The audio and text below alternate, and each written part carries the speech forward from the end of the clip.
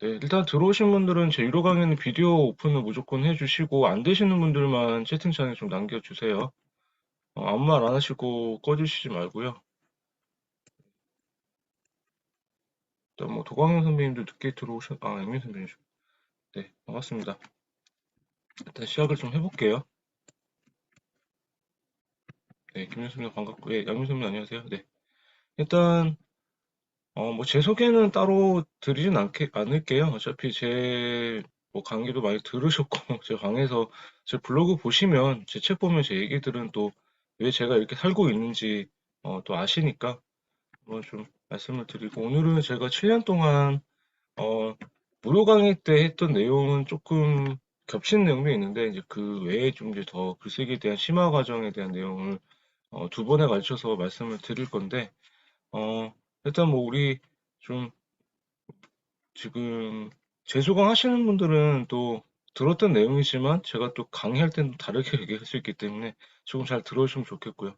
처음 들으시는 분들은 내가 오늘 글을 일단 잘 쓰고 못 쓰고가 중요한 게 아니라 오늘 첫 번째 같은 경우는 첫 주는 제가 글쓰기에 대한 좀 기본적인 것들, 본질적인 문제를 좀 얘기를 하면은 다음 주에는 글쓰기의 좀 스킬적인 부분들을 좀 더 얘기를 해서 선배님들께서 제가 말씀드리는 부분들은 좀 쓰는 글에다가 조금씩 적용을 하시면서 약간씩 좀 이렇게 시작을 하셨으면 좋겠고, 제가 원래 지금까지는 어, 글쓰기 시작을 하고 나서 한 열흘 뒤에 강의를 시작을 했었거든요. 근데 이번에는 날짜가 좀 보니까 우선 김천호님 같은 경우가 이제 딱 그 처음 하시고 이제 글을 한 열흘 정도 넘게 혼자 쓰신 다음에 강의를 들으시면 조금 더 수월하신데, 지금 양민 선배님이나 김윤 선배님 같은 경우는 일단 27기는 시작한 지가 지금 이제 3일째밖에 안 돼서 사실 어떻게 보면은 뭐 장단점이 있을 것 같아요. 시작하고 바로 들으면은 바로 이게 좀 내가 이렇게 써봐야 되겠다 생각이 드는데, 오히려 저는 거꾸로 이제 김선 선배님처럼 미리 써봤던 분들 이렇게, 왜냐하면은 먼저 강의를 해버리니까 처음에는 그냥 그 강의대로만 쓰시려고 하는 거예요. 자기만의 스타일을 버리고. 근데 그게 아니라 글쓰기는 어쨌든 뭐 김jon 선배님든 김윤 선배님든 양민 선배님든 구jon 선배님든 자신의 스타일은 일단은 갖고 계시는 게 좋죠. 왜냐하면 나만의 계속 써왔던 걸 버릴 수가 있기 힘들거든요. 저도 제 글쓰기 스타일을 다 버리지는 못했어요. 왜냐하면 사람이 갖고 있는 성향이 다 다르기 때문에, 갖고 있는 성향이 원래 또 있기 때문에 그거를 가지고 새롭게 뭔가 만든다 그러면 정말 뼈를 깎는 고통이 있어야 되고 노력을 해야 되거든요. 근데 글쓰기를 선배님들이 그렇게까지 저는 해야 된다고 생각은 하지 않고요. 일단 자신만의 글쓰기 스타일을 고수하되 제가 말씀드리는 부분에 대해서 조금씩 적용해가지고 이제 좀 약간 다듬는 과정이라 생각을 하시면 좋을 것 같아요. 그래서 저도 제가 일단은 계속 지금도 그냥 남의 글을 좀 보면서 선배님들 쓰시는 글을 보면서 계속 고쳐 나가고 있다, 이렇게 말씀을 드리고 싶고요. 다시 한번 인사드리겠습니다. 오늘 닥치고 글쓰기 과정에 오신 거 다시 한번 환영하고요. 이렇게 또 뭐 저는 한 명이어든 여러 명이어든 뭐 많이 오시든 일단 오시는 분들한테는 최선을 다하고자 하는 글 쓰는 엔지니어, 메일 쓰는 남자 황상열입니다. 오늘 또 이렇게 만나 뵙게 돼서 반갑습니다. 일단은 시작을 좀 해보겠습니다. 제가 글을 쓰는 이유는 항상 이게 제가 2017년도 5월 달에 썼던 글인데, 우리 김종 선배님도 어쨌든 글을 좀 쓰고 계시지만 어 제가 5년 전만 하더라도 참 그 블로그 글을 이렇게 한 진짜 간단하게밖에 안 썼어요. 이게 한 A4 한글로 기준해서 옮겼을 때는 한 반장? 반장 정도에서 반장. 그러니까 되게 어떻게 보면은 세 줄, 두 줄, 네 줄 이렇게 하면 한 몇 줄 안 되죠. 근데 이렇게 해가지고 계속 제가 조금씩 선배님도 지금 쓰시는 것처럼 매일 올렸어요. 그냥 이렇게. 근데 이때는 제가 블로그를 이제 키워야 되겠다 생각이 들었던 거는, 첫 번째가 일단 제가 2017년도, 그것도 2016년, 17년도에 미친 실패로 두 번째 책 원고를 쓰고 있을 때였는데, 제가 처음 책 모멘텀을 쓸 때는 그 블로그나 이런 걸 다 방치를 해놨었어요. 그러니까 책을 내놓으면은 뭔가 좀 이렇게 어 홍보도 해야 되고 이제 막 이렇게 뭔가 키워야 되는데, 그때 책 쓰기 수업이나 강의를 듣는가 책을 읽으면서도 불구하고 그냥 원고 쓰는 데만 몰두했던 것 같아요. 근데 항상 이제 미리 말씀드리지만 여기서 혹시 선배님들이 책을 쓰고 싶다, 아니면 김 선생님도 책을 냈다 하셨다 그러면은 일단은 자신의 SNS가 만약 방치돼 있다 하시면은 새 책을 쓰게 쓸 때 그 시기부터 블로그 글도 하나씩 올려가지고 키우셔야 돼요. 왜냐하면 나중에 출판사랑 계약할 때 보면은 뭐 공저나 이런 건 상관이 없는데 개인 저서 내실 때는 블로그 이웃이나 블로그가 얼마나 활성화가 되어 있는지 그것도 좀 요새 많이 봐요. 왜냐하면 작가가 마케팅을 많이 하기 때문에 그 블로그가 얼마나 상위 노출이 되느냐 이것도 중요하지만 일단은 그 블로그가 얼마나 잘 활성화돼 있고 이 사람이 얼마나 내 블로그에 대해서 글을 많이 올리고 또 이렇게 활동을 많이 하느냐 그것도 되게 많이 보거든요. 그렇기 때문에 제가 그 시기에 왜 말씀드리냐면 그 시기에 이제 미친 시피라는 원고를 따로 쓰면서 블로그 글도 쓰기 시작했어요. 왜냐하면 홍보 효과도 있었지만 블로그 글을 계속 쓰다 보면은 글쓰기 실력도 향상이 된다라고 생각을 해가지고 시작을 하게 됐거든요. 그래서 그 시기에 썼던 글이 이건데 그러니까 제가 글을 썼던 이유는 딱 요거였어요. 저는 진짜 처음에는 제가 글을 쓸 때 이번에 김 선생님도 책이 나오셨다 하지만 물론 이제 공저든 개인저든 일단 내 이름으로 된 새 책이 나오면은 누구나 베스트셀러 작가가 되고 싶다는 생각을 많이 해요. 진짜로. 그죠? 그냥 막 요새 막 역행자의 뭐 자청님 같이 막 그렇게 대박 나는 책을 꿈을 꿨었어요. 저도 막 책을 내면은 막 정말 이렇게 그랬는데 딱 내고 나서 현실은 그렇지가 않아요. 한 달 정도는 정말 그 한 3주에서 한 달 정도는 만약에 뭐 양민 선배님이나 김용 선배님이나 김민 선배님이 책을 내셨다. 뭐 김 선배님도 지금 책이 나왔긴 하지만 그 책이 한 3주, 4주 정도만 뭐 교보문고나 뭐 알라딘이나 이런데 오프라인 문고하면 그래도 이렇게 쌓여 있긴 해요. 이렇게 한 2주, 3주는 그 매대. 근데 이제 점점 줄어들어요. 안 팔리니까. 그리고 그게 결국에는 이제 그 서민님들이 집에 계신 그 이런 책꽂이에 서가라고 하죠. 그러니까 그 서점에 가면은 이제 막 이렇게 장르별로 해가지고 한 권씩 꽂히는 책들 많잖아요. 그렇게 다 서가로 꽂히게 돼요. 한 달 안에 베스트셀러가 못 되면. 그런 거는 죽은 책이라 하거든요. 그래서 선배님들이 봤을 때는 조금, 어, 그, 약간 이 글을 쓰실 때, 하여튼 뭐 베스트셀러가 아니지만, 그래서 저도 책을 계속 내면서 마음을 비웠어요. 근데 한편으로 저도 사람이니까 되게 기대치가 계속 생기겠죠. 그러다가 이제 이번에 닥치고 글쓰기는 조금 그래도 다른 책들보다는 잘 됐어요. 그래서 계속 그냥 그렇게 생각을 하고 있는데, 근데 저는 이제 이렇게 생각을 해요. 그냥 지금은 선배님들이 제가 쓰는 글을 보고, 그냥 블로그든 책을 보고, 그냥 한 소수라도 그냥 그 사람이 계속 힘을 얻거나 감동을 받을 수 있거나 한 번 정도 웃을 수 있다. 그런 글을 댓글을 달거나 서평을 써주거나 하면은 그것 때문에 계속 저는 지금까지 글을 쓸 수 있었던 것 같아요. 일단 제일 첫 번째로. 그래서 그런 글을 썼던 거고, 그래서 저는 한번 다시 정리를 하면은 글을 쓰는 이유가 그거였어요. 그러니까 제가 10년 전에 나락으로 떨어져서 다 죽고 싶었을 때, 다시 인생을 진짜 살기 싫었을 때 다시 살고 싶을 때 글을 쓰기 시작했는데, 그때 보니까 제가 제대로 살지를 못했구나. 그래서 글을 쓰다 보니까 다 내가 내 잘못이었구나. 이런 거를 알게 됐어요. 항상 남 탓, 세상 탓만 하던 사람이었다 보니까. 그래서 글을 쓰면서 제대로 알기 시작했고, 그 다음에 글을 쓰다 보니까, 선생님도 어떠세요? 김효선님이나 양민선님도 한번 써보시면 알겠지만, 이게 쓰다 보면 되게 괴로움을 좀 잊게 돼요. 선배님들도 아마 좀 살아온 인생이나 이런 거에 보면 좋은 날도 있고 나쁜 날도 있는데, 저는 글을 쓰면서 굉장히 그 감정을 다 토해내고 했던 것 같아요. 일단 제 성향 자체가 굉장히 이성적인 것보다는 감성적인 사람이라서 보니까 오히려 남자들하고도 잘 노는데 여자분들하고도 잘 놀아요. 왜냐면 이게 그 이해가 돼서. 그래가지고 그냥 근데 그래서 글 자체가 또 약간 감정적으로 제가 다 이렇게 쏟아부으니까 괴로움을 좀 잊게 되더라고요.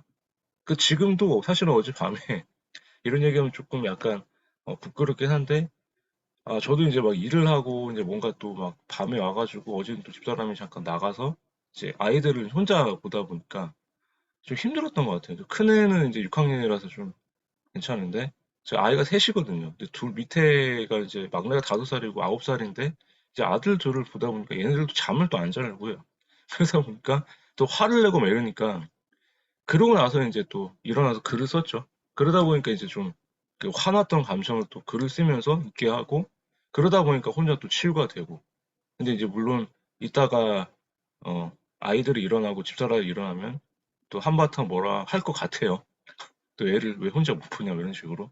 그러고 난 다음에 그러고 나니까 제가 글을 쓰면서 계속 그 누적이 되고 하다 보니까 저는 글쓰기 자체가 저한테는 성장시켜준 무기가 됐어요. 그래서 선배님들도 매일 쓰는 글쓰기가 모이고 모이면은 결국엔 성장까지 시켜줄 수 있는 무기가 된다. 그 성장시켜준 무기는 뭐냐? 선배님들의 콘텐츠도 만들어줄 수가 있고 글을 쓰면서 쓰다 보면은 그 양의 누적이 어마어마해진다는 걸 느끼실 거예요. 저는 제가 지금 블로그에 7년 동안 제가 썼던 글이 지금 7,000개, 6,000개가 가까이 되거든요. 그 브런치에 썼던 글이 지금 1,300개가 넘었어요. 그걸 모아서 책을 내다 보니까 책을 지금 출간한 것도 지금 15권의 책이 됐고, 전자책 포함해서. 그리고 이제 가을에 나올 책도 이제 하면 16권째가 나오겠죠. 그걸 가지고 저는 이제는 어디 가서 당당하게 작가라고 얘기를 할 수가 있어요. 제가 잘 되든 못 나든 간에. 어쨌든 제가 글을 써서 계속 올리고 있잖아요. 그렇기 때문에 누가 봐도 만약에 5년 전에 선배님들 저를 아셨다 그러면은 그냥 한낱 평범한 직장이실 텐데 지금 제가 뭐 선배님들은 저를 잘 아직도 잘 모르지만 그냥 눈에 보이는 딱 봤을 때 아, 저 사람도 지금까지는 글을 쓰면서 저렇게 성장을 했다는 걸 자체가 보이잖아요. 그죠? 그래서 저는 그게 하나의 무기가 된 것 같은 생각이 드는 거예요. 그래서 저는 글쓰기를 통해서 새로운 삶을 만나게 됐는데 그렇다고 뭐 새로운 삶을 만났는데 뭐 자청님의 뭐 이렇게처럼 확 바뀌거나 그러지는 않았어요. 근데 그래도 5년 전보다 지금은 제가 경제적으로도 그렇고 뭐도 그렇고 조금씩은 나아지고 있다 생각이 들어요. 저의 40대 초반, 38, 39대 그 인생의 밑바닥보다 지금 45살이 된 지금은 제가 어떻게든 봐도 굉장히 옛날보다는 나아졌다. 이게 읽고 쓰는 사람을 만나서 덕분이다 말씀을 드리고 싶어요.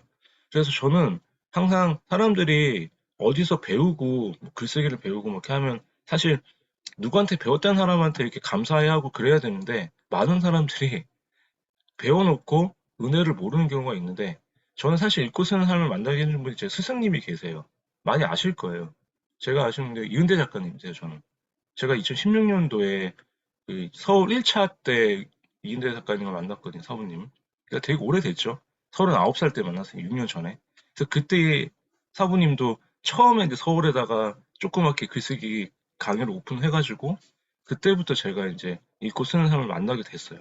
그래서 그 시기부터 제가 지금까지 어떻게 보면 저한테는 은인인 같은 사람이에요. 그래서 지금도 뭐 제가 이렇게 글쓰기 강의를 한다거나 책쓰기 강의를 한다거나 해서 오히려 전폭적인 지원을 많이 해주시는 분이세요. 다른 분들은 모르겠지만 그래서 항상 감사하게 생각하고 있고 그래서 저는 역거꾸로 이제는 선배님들이 저를 통해서든 누굴 통해서 상관없지만 읽고 쓰는 삶을 만났으면은 계속 지속을 하셨으면 좋겠다. 그러면 정말 선배님들의 삶이 많이는 아니지만 확실하게 달라질 수는 있으실 거예요. 매일 쓰시면. 그래서 저는 이제 글쓰기 정의를 이렇게 말씀드리고 싶어요. 지금까지 선배님 썼던 글 자체가 김윤 선배님도 김민 선배님도 그렇고 계속 들으신 분들은 아마 이제 좀 이해가 되실 거예요. 선배님들이 갖고 있던 기억이 있으실 거예요. 10년 전에 양미수 선배님이나 김종 선배님께서 10년 전에 10년 전 7월 오늘 9일이죠.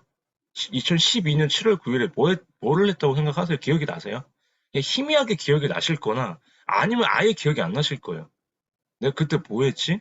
그냥 10년 전에 내가 그때 뭘 하고 있었거나 아이가 몇 살이었거나 그냥 여름에 내가 어디 갔다 왔던 그런 킹 기억들만 생생하지 아니면 뭐, 뭐 남편분을 만났다거나 뭐 인생에 봤을 때 큰 메가 이벤트들 있잖아요. 그런 것들은 되게 강렬하게 남는데 뭐, 첫 키스를 했다거나 뭐 그런 진짜 각인이 되는 기억 말고 그냥 일상적인 기억들은 희미하죠. 그렇기 때문에 지금 시점에 그런 에피소드를 갖고 와서 선배님들 글을 적으려 하다 보면은 어떻게 한다? 현재 상상력을 더해서 살을 입히는 과정이 글쓰기다. 이렇게 생각을 하시면 좋을 것 같아요. 그래서 근데 되게 웃긴 그 희미했던 기억 자체가 굉장히 그 현재 상상력을 더하면 살아 숨쉬는 글이 되죠. 그렇기 때문에 지금까지 모든 글쓰기는 기억과 상상력으로 이루어질 수밖에 없다. 이렇게 말씀을 드리고 싶어요. 아시겠죠?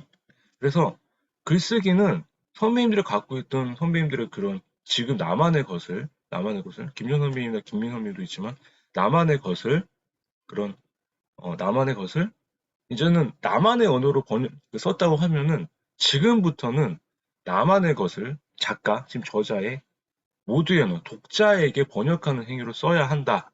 이렇게 말씀을 드리고 싶어요. 앞으로는 독자를 위한 글을 써야지 조금씩 이제 일반적인 더 글쓰기가 된다라고 생각을 하시고 그렇게 접근하셨으면 좋겠어요. 근데 너무 지금도 어렵다 하시면은 그냥 나만의 것을 나만의 언어로 일단은 쓰세요. 그런 다음에 조금씩 내가 쓴 글을 나만의 언어로 표현했던 거를 내가 이 독자들한테 어떤 메시지나 어떤 가치를 줄 수 있는지 그런 모두의 언어로 바꿔주면은 조금씩 나아질 거다. 이렇게 말씀을 드리고 싶습니다. 아시겠죠?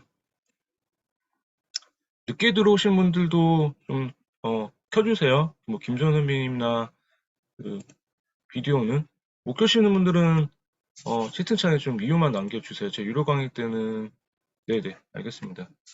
일단, 왜냐하면 제가 계속 이런 얘기를 드리는 게 좀 잔소리 수는 있는데 선생님들 돈을 지불을 하셨으면 강의도 들으실 때는 집중해서 들으시라고 제가 말씀을 드리는 거거든요. 그러니까 무료 강의 같은 건 그냥 편하게 들으셔도 되는데 제 강의 말고 다른 데 가서도 어떤 온라인 강의 들으실 때는 항상 그 강사분들도 그러니까 저도 이렇게 얼굴 보고 얘기하면 되게 힘이 나는데 화면이 다 꺼져 있잖아요. 그럼 저도 되게 좀 뭔가 얘기하는 게 좀 그래요. 근데 특히 유료 강의 같은 경우는 선배님도 좀 피곤하시더라도 제가 일부러 그냥 이렇게 얼굴을 봐야 집중이 되시거든요. 그러니까 그렇기 때문에 말씀을 드리는 거니까 뭐 조금 약간 진짜 사유가 있으신 분들은 말씀을 해 주시고요. 안 그러신 분들은 계속 켜주셨으면 좋겠습니다. 그리고 일단 녹화 영상은 끝나고 다 드릴 거고요. 그리고 제가 유튜브에 올릴 건데 선배님들 얼굴만 그 방, 저희 방에만 오픈할 거예요. 그렇기 때문에 뭐 초상권이나 이런 게 다른 데 나갈 수는 없으니까 그거는 제가 미리 양해 말씀을 드리겠습니다. 그래서 조금 또 샜는데 좀 진행을 해볼게요. 그래서 글쓰기의 목적은 이거는 이제 제가 여러 책을 보다 보니까 한 권의 책을 또 추천을 해드리면은 어, 강원국 작가님 아시죠? 그 강원국 작가님 쓴 대통령의 글쓰기, 뭐 공무원의 글쓰기, 강원국의 글쓰기 있는데 본인 이름 낸 강원국의 글쓰기 책을 꼭 한 권씩 갖고 계세요. 제 책하고. 그래서 강원국의 글쓰기가 어떻게 보면 지금까지 나왔던 책 중에는 글쓰기의 책 중에 모든 스킬적인 부분과 동기부여 부분을 다 가지고 있는 책이라서 굉장히 스테디셀러가 됐거든요. 그 책 하나만 책이랑 제 닥치고서 두 권만 있으셔도 글 쓰실 때 굉장히 도움이 많이 되시는데 거기에 나오는 하나의 예시를 갖고 왔습니다. 그래서 글쓰기의 목적은 선배님들이 스투디움이라고 하고 푼쿠툼이라는 단어가 있는데 이게 이제 보면은 어떤 사진을 찍었을 때 어떤 꽃을 찍었어요. 근데 옷을 딱 꽃을 찍었는데 저희 지금 들어오셨던 7명, 8명의 선배님들이 누구나 동일하게 느끼는 감정이 스투디움을 하는 거예요. 아, 저 꽃 예쁘다. 근데 저 꽃을 보고 우리 양미 선배님은 아, 저 꽃은 되게 슬퍼 보이네. 우리 김민 선배님은 저 꽃을 보더니 다른 느낌이 드네. 이런 나에게만 따르는 필, 그러니까 느낌이 꽂히는 감정을 품코트임이라고 해요. 그래서 일단은 좋은 글이라는 거는 일단은 그러니까 좋은 글을 그냥 제가 좀 남한테 독자가 만약 양미 선배님이나 김민 선배님이 제 글을 읽었을 때 똑같이 스튜디움을 느낄 수는 있어요. 동일하게. 그런데 제가 쓴 글을 보고 김민섬이 다른 느낌을 들 수가 있고 양민섬이도 다른 느낌을 들 수가 있고 우리 김선생님이 다른 느낌을 들 수가 있고 김선생님이 다른 느낌을 들 수가 있겠죠. 그렇게 독자들이 다르게 느낄 수 있는 품끝음을 충족해 주는 게 글쓰기의 목적이 됐으면 좋겠다. 선배님들이 잘 쓰고 못 쓰고를 떠나서 내가 썼던 글 자체가 독자들한테 생각을 하게 하는 글을 쓰면 좋겠고 그 생각 자체가 다른 사람들, 개개인한테 다른 폰크튼, 다른 느낌을 줄 수 있는 글이라면은 더 좋을 수가 있다. 그래서 그런 목적을 가지고 한번 썼으면 좋겠다고 말씀을 한번 드리고 싶어요. 그래서 이런 글을 한번 써보셨으면 좋겠어요. 왜냐하면 근데 선배님 말씀대로 어쨌든 양민선이나 김선생님 이런 걸 어떻게 쓰지? 또 이렇게 생각할 수가 있는데 그냥 지금 쓰는 글 그대로 쓰세요. 왜냐하면은 여기 계신 김 선생님, 김민 선생님 여기 계신 분들이 다 성향이 다르거든요. 성격도 틀리고 살아온 환경이 틀리기 때문에 살아온 인생이 다르기 때문에 어쨌든 글을 쓰면은 다 다르게 나와요. 같은 사랑 얘기를 쓰더라도. 그러면 그 얘기를 보는 때마다 여기서 이제 선배님도 쓰는 것들 있잖아요. 선배님 쓰는 것들을 서로 한번 이렇게 쓰신 걸 읽어보세요. 그러면은 내가 같은 주제지만 다른 얘기가 나오잖아요. 그죠? 그럼 결국에는 서로 다른 글을 보기 때문에 결국에는 내가 봤을 때는 품끝을 느낄 수밖에 없다. 수트이트는 느낄 수 있는 거는 그 상황에 대해서 느끼는 거지. 내가 선배님들 글을 볼 때는 다른 품끝을 다 느끼는 거거든요. 왜냐하면 내가 다 다른 생각이 드는 거니까. 그래서 앞으로는 품끝을 충족하는 것이 글쓰기의 목적이었으면 좋겠다. 이렇게 한번 말씀을 드리고 싶습니다. 그래서 저는 글쓰기에 대해서 한 번 더, 글을 쓰는 이유에 대해서 한 번 더 말씀을 드리면은, 고대에서 현대 이르기까지, 뭐, 아리스토텔레스든 플라톤이든, 뭐, 군주로 썼던 마키아벨리나, 뭐, 지금까지 왔던 에디슨, 이런 현대에서 근현대에 이르는 모든 사람들이, 그리고 어제 피살된 아베 그 총리에 이르기까지, 그런 사람들을 보면, 모든 보면은, 좀, 그러니까 위대한 성공자가 됐을 때 위인전을 보면은 성공한 기준에 쓰게 되잖아요. 근데 거기에 보면 항상 공통적인 게 있더라고요. 글을 써서 자신을 돌아봤다. 일기를 쓰든 아니면 다이어리를 하든 자신의 꿈을 기록 계속 해가지고 쓰면은 어떤 목표를 이룰 때마다 기록을 했다는 게 다 나오더라고요. 그래서 영혼의 대화라고 이제 표현을 하는데 마키아벨리가 영혼의 대화라고 이제 표현을 했어요. 글쓰기가. 그래서 글쓰기 자체가 영혼에도 나를 돌아보게끔 하는 행위였다. 근데 옛날에는 어땠어요, 선배님들? 지금이야 저희처럼 지금 막 녹화본도 찍고 영상으로 막 올리기도 하고 이렇게 많은데, 근데 지금 옛날에는 기록을 하려면 어떤 것만 있었어요? 그림하고 글밖에 없었어요. 글 이전에 상형 문자에서 이렇게 남기고 있었죠. 그 다음에 글을 기록하면서 종이가 나오고, 그 사람들이 왜 이렇게 대량으로 이제 정보가 유통이 됐어요? 구텐베르크가 활자, 그거 인쇄술이 발전하면서, 인쇄술이 발전하니까 대량으로 책을 막 이렇게 찍어낼 수가 있잖아요. 그죠? 그렇기 때문에 글자가 막 확산이 된 거죠. 그러다 보니까 이제 기록을 하게 되는데, 결국은 우리가 역사를 아는 건 뭐예요? 중국의 역사도 어떻게 보면은 중간에 사마천의 사기가 사마천의 사기를 적으면서 여러 역사가들이 자기 막 그 시간을 들여가지고 막 써가지고 이렇게 후대에 남기니까 안 거고, 조선시대 조선왕조 실록도 그랬고. 그렇기 때문에 저는 두 번째가 가장 중요하다고 생각을 하는 거예요.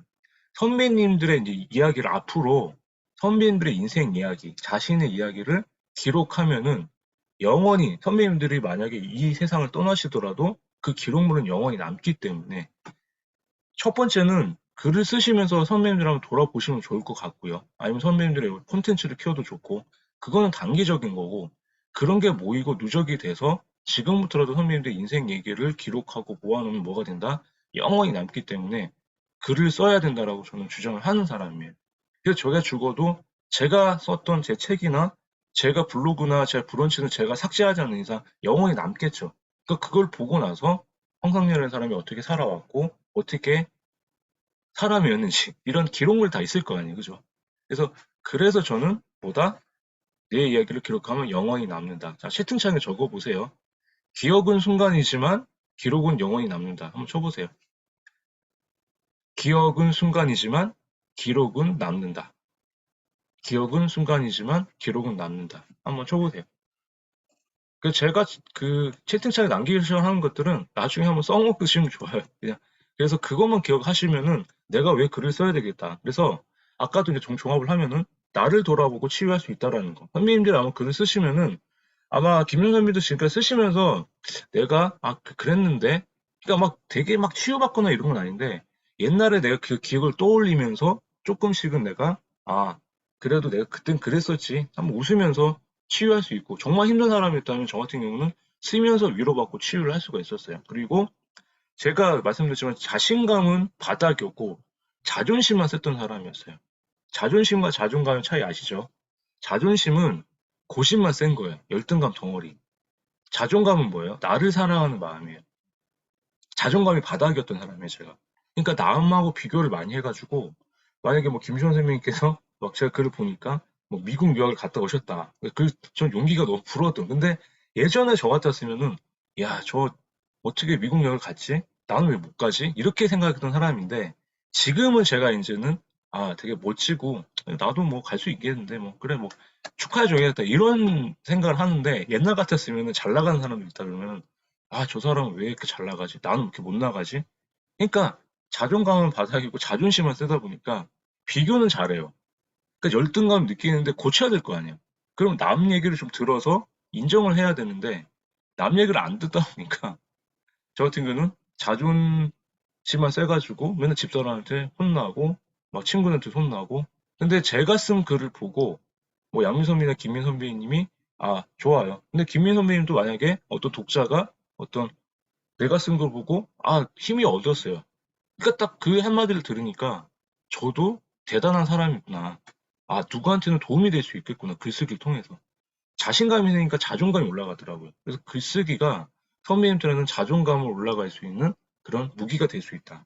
세 번째는 선배님들이 갖고 있는 콘텐츠나 어떤 거를 매일 누적해서 쓰다 보면은 책을 모아서 전자책을 내든 아니면 뭐 종이책을 내든 작가가 될 수 있다. 그래서 종이책 같은 경우는 대한민국 한 1%에서 2% 정도 되는데 지금은 이제 전자책도 많이 내는 세상이 됐잖아요. 그래서 누구나 작가가 될 수 있는 세상, 누구나 저자가 될 수 있는 세상이 됐기 때문에 선배님들이 글을 쓰게 되면은 그것을 모아서 대한민국의 1%가 될 수 있는 뭐 한 저자가 될 수 있다라는 거. 그리고 네 번째는 아까 말씀드린 대로 선배님이 갖고 계신 지식과 경험들이 있을 거 아니에요.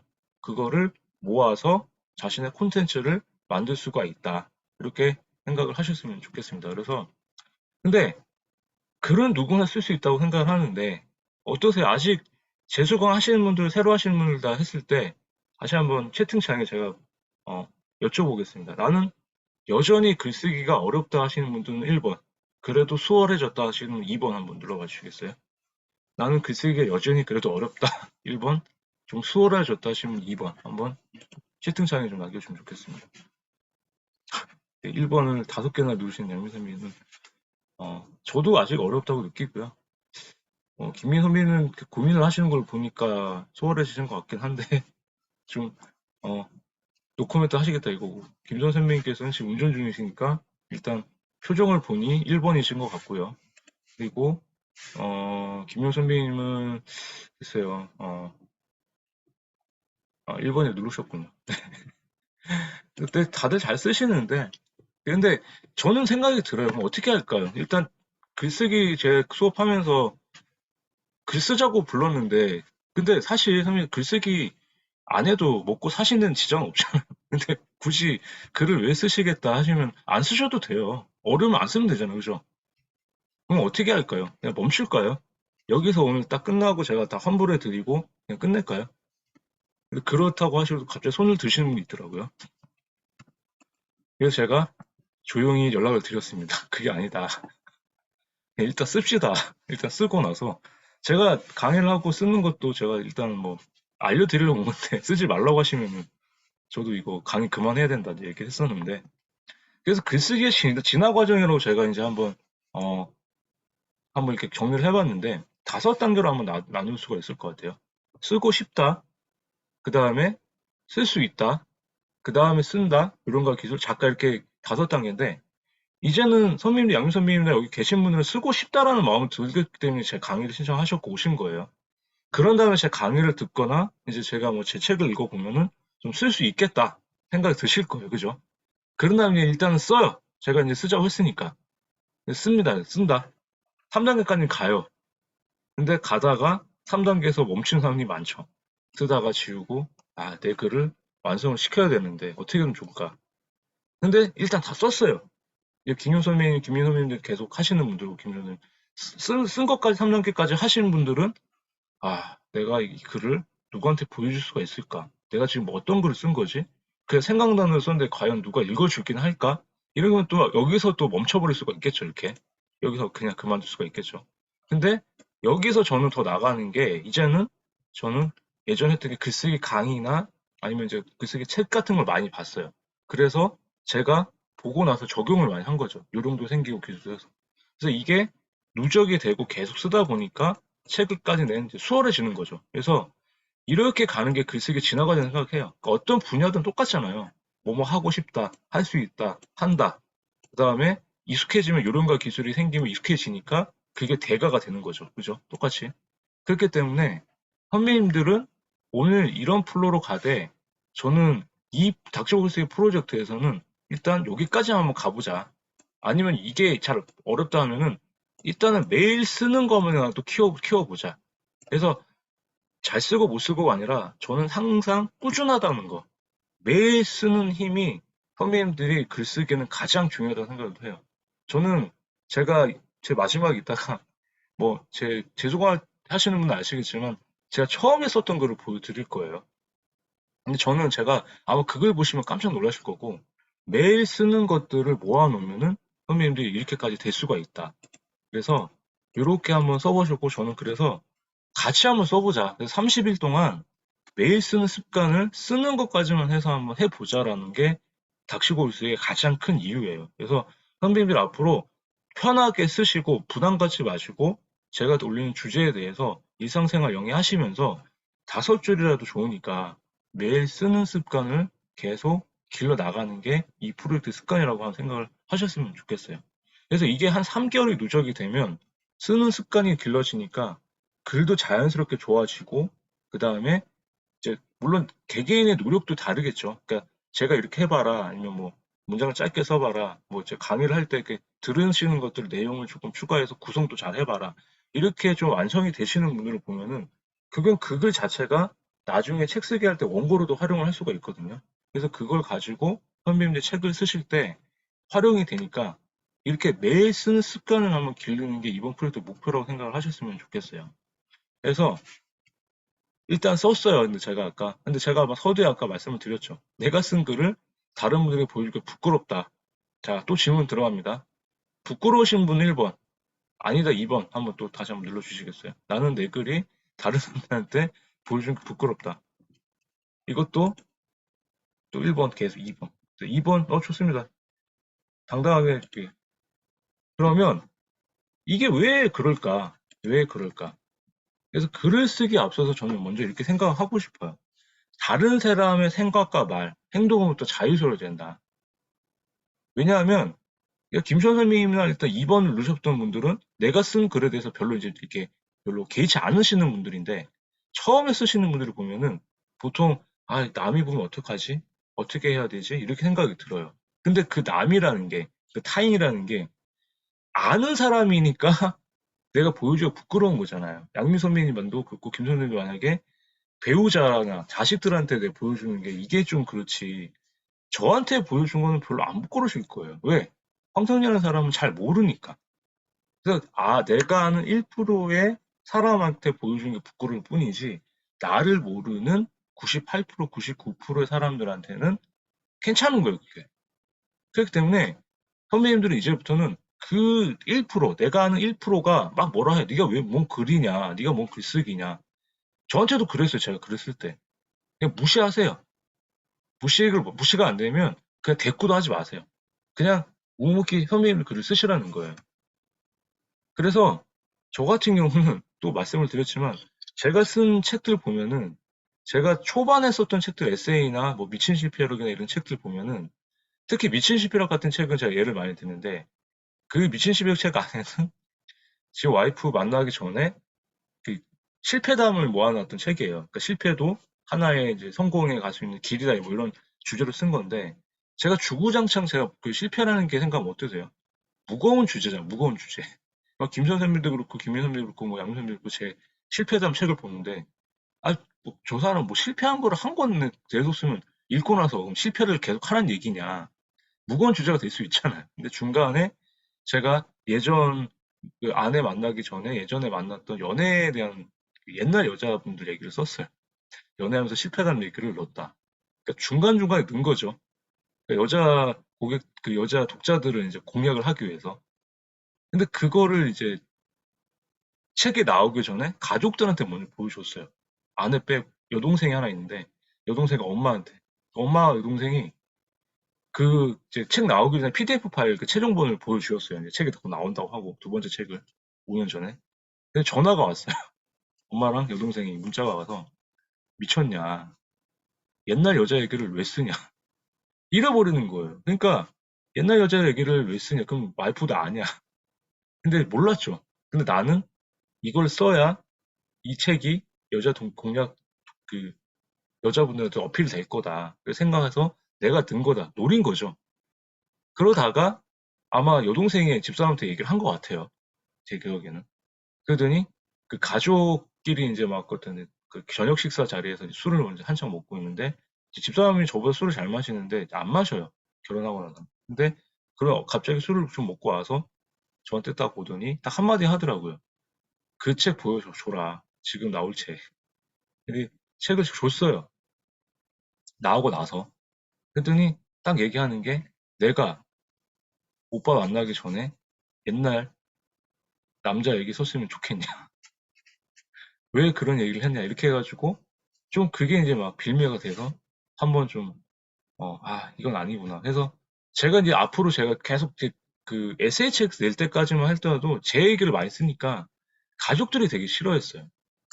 그래가지고 연애담에 대한 것도 넣으니까 가족들이 별로 안 좋더라고요. 근데 저는 그냥 뻔뻔해지기로 했어요. 그냥 무시하고 그리고 나서 제가 거꾸로 제가 모르는 사람들한테 이제 그 책을 보고 잘 봤다라고 얘기를 들으니까 이게 해야 되는구나. 그래서 첫 번째는 뭐다? 작가라는 사람은 일단 나를 내려놓고 다른 사람의 말과부터 자유로워야 된다. 이렇게 말씀을 드리고 싶은 거예요. 그래서 글쓰기는 내가 어쨌든 나를 토해내는 과정이기 때문에 선배님들이 내가 봤을 때는 이제는 뻔뻔해지고 누구나 SNS 포스팅과 책 출간을 했으면은 누구나 볼 수 있는 시대가 됐다라는 거예요. 그래서 누구는 싫어할 수 있지만 또 다른 누군가는 내 글을 통해서 희망을 얻을 수가 있다. 그렇기 때문에 1%와 나를 아는 사람들이 뭐라 해도 그런 거는 무시하시고 뻔뻔하게 제 글을 쓰시고 그 다음에 99% 내가 모르는 사람들한테는 내 글을 통해서 희망을 얻을 수 있으니까 그 사람들한테 희망을 줄 수 있는 글을 쓰자. 그렇게 생각을 하시고 글을 쓰시면 좋겠다. 그래서 글쓰기를 대하는 자세는 뭐다? 그럼 어떻게 하자? 다른 사람을 돕는 마음으로 쓰자. 남을 욕하는 글 쓰지 마시고요. 다른 사람을 돕는 마음을 썼으면 좋겠다. 이렇게 생각을 하시고 글을 쓰셨으면 좋겠습니다. 제가 그래서 서두에 말이 많았는데 이제 필요한 말만 좀 해볼게요. 글을 써야 되는데 생각이 안 나시는 분들 많죠. 무엇을 써야 될까? 첫 번째는 이겁니다. 글쓰기 주제는 선배들 말씀대로 지금까지 나와 있던 주제는 다 나와 있어요. 양민선배 어떻게 한번 생각해 보세요. 김민선님도 그렇고, 김민선님도 그렇고. 지금까지 보면은, 고전선배도 보면은 사랑에 대한 얘기를 쓴다. 행복에 대한 얘기를 쓴다. 삶과 죽음, 탄생. 삶과 죽음, 탄생과 뭐 태어나고, 그 다음에 행복해지고, 뭐 철학적인 거, 그 다음에 일상에 밥 먹는 거, 이런 건 사람이라면 누구나 다 하는 거죠. 글감은 다 있잖아요. 그죠? 다 있는데, 왜 다 글이 틀려요? 선배님들이 여기 계신 분들이 인생이 다 다르고, 좋아하는 게 틀리고, 취향이 틀리고, 성향이 다르기 때문에, 다르고 틀리기 때문에, 뭐다? 글이 다를 수밖에 없다. 그래서 사랑이란 글을 말고 같이 써보기로 했어요. 그럼 다 다르겠죠. 같이 한 사랑의 얘기가 틀리니까. 그래서 이미 있는 것을 선배님들의 나만의 다른 관점으로 바라보고 쓰자라는 거예요. 무에서 유를 만드는 게 아니라 있는 것에서 다른 있는 것으로 만들자. 그래서 이미 있는 것을 자신만의 새로운 관점으로 바라보자라고 하면서 쓰면 좋겠다. 그래서 이거는 이제 제가 항상 닥치고 글쓰기 뭐 무료 과정이나 이렇게 다 겹치는 내용인데 이 네 가지만 딱 기억을 하셨으면 좋겠어요. 반복할게요. 이 네 가지만 가지고 쓰셔도 선배님들 글감을 다 찾을 수가 있다. 정리를 해보니까. 첫 번째는 자신의 일상의 조각을 쓰십시오. 그래서 오늘 만약에 제가 선배님들이 어떤 일상, 오늘 일어나서 황을 작가의 강의를 듣고 있다. 듣고 있는데 맨날 똑같은 말만 한다. 이래도 상관은 없어요. 어쨌든 무엇을 써야 될까에 대해서 그 고민이 되시면은 일단 일상의 조각을 기록하자. 그래서 일상의 조각을 기록하신 다음에 여기에서 어떤 메시지를 던질 수 있다 그러면 독자한테 그게 에세이 글이 되는 거고요. 두 번째는 선배님들 지금까지 양민 선배님도 보면은 뭐 직장이나 아니면 집에서 다른 사람을 희생하면서 도와주면서 내 이름 석자, 양민숙이라는 석자, 뭐 김민이라는 석자 이런 거를 읽고 사셨던 분도 계실 거고 그러니까 내 지금 먹고 사는데 너무 바빠서 나라는 사람에 대해서 잊어먹고 살 때가 많잖아. 잊어버리고. 그렇기 때문에 이제는 내 자신, 황상렬이, 뭐 양민숙, 김준 이 내 이름, 진짜 이름, 내가 좋아했던 게 뭔지 한번 그런 질문들을 하나씩 매일 하나씩 던지면서 한번 적어보세요. 그게 콘텐츠를 찾는데 좋은 질문이 될 거고 지금 제가 드린 30일 이 질문도 어떻게 보면 몇 개는 선배님들의 자신을 한번 찾아보라는 그 질문을 던지는 질문들이 있거든요. 이런 것들을 한번 써보시면은 선배님들이 아, 내가 어떤 거를 좋아했겠구나. 앞으로 어떻게 내가 살았으면 좋겠구나. 이런 것들을 한번 정리가 되실 수도 있다. 그리고 세 번째는 아까 말씀드렸죠. 글감은 다 그 사람들이 다 똑같기 때문에 그 사람 성향은 비슷한 것도 있기 때문에 뭐 삶과 죽음 이런 철학 글쓰기의 이런 글감 주제들은 보편적이다. 다 있는 것들인데 왜 글이 다르다 그랬어요? 선배님들이 살아온 각자 인생이 다르기 때문에 다른 글이 나올 수밖에 없고 차별화된 글이 나올 수밖에 없다 말씀드렸죠. 그게 뭐예요? 선배님들의 이야기와 세 번째로 경험을 끌어내시는 거예요. 그래서 선배님들 이야기와 경험을 끌어내셔가지고 이게 스토리텔링을 하는 거죠. 그러면 다른 글이 될 수가 있다. 그래서 그거를 한번 써보시는 거고 네 번째는 선배님들이 갖고 계신 지식이나 경험을 어떻다? 메신저 시대라고 하죠. 초보가 왕초보를 알려주고 중수가 초보를 알려주고 알려주는 그런 정보를 알려주는 시대가 된 거죠. 선배님들이 갖고 있는 콘텐츠, 남에게 도움이 될 만한 지식이나 경험이 있는지 그걸 한번 살펴보시면서 이 네 가지를 한번 적어봤으면 좋겠다. 이렇게 한번 말씀을 드리고요. 그럼 어떻게 써야 될까? 글은 딱 이렇게 쓰시면 돼요.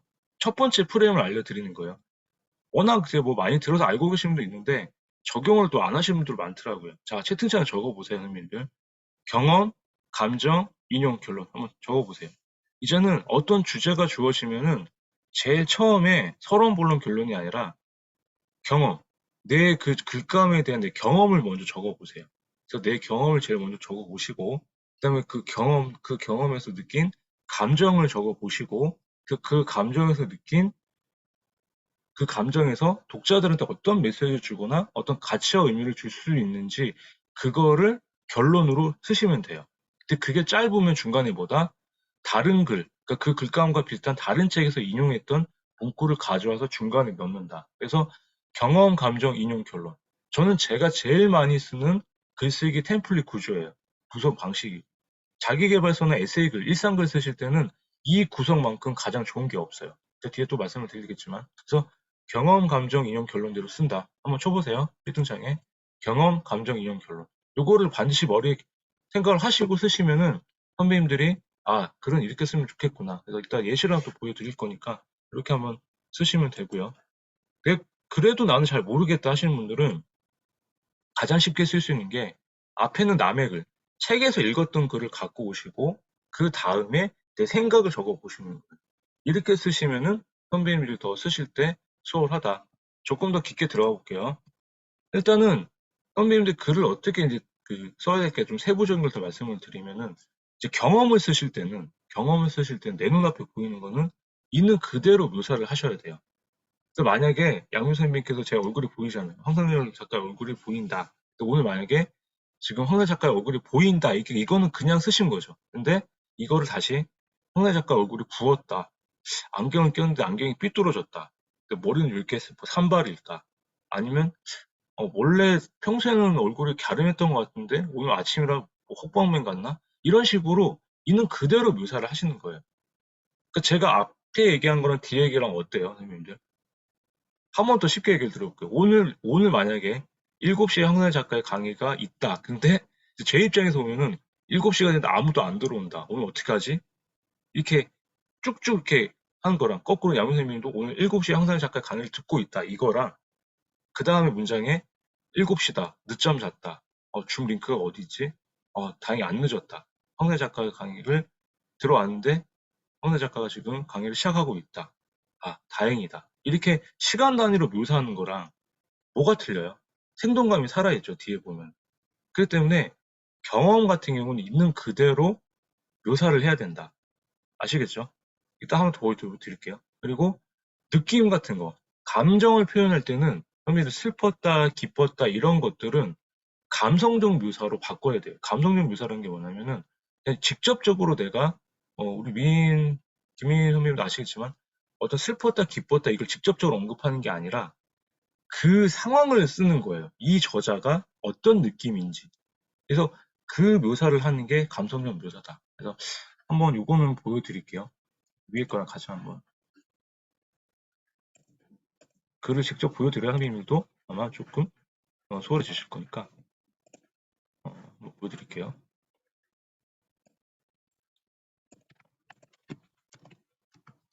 제가 쓴 글, 그러니까 제가 매일 조금씩 올리니까 선생님도 제 글을 제 블로그 들어오셔가지고 하나씩 보시면 좋을 것 같아요. 그래서 제가 항상 그 언급하는 글이 몇 개가 있는데 어, 여기 보시면은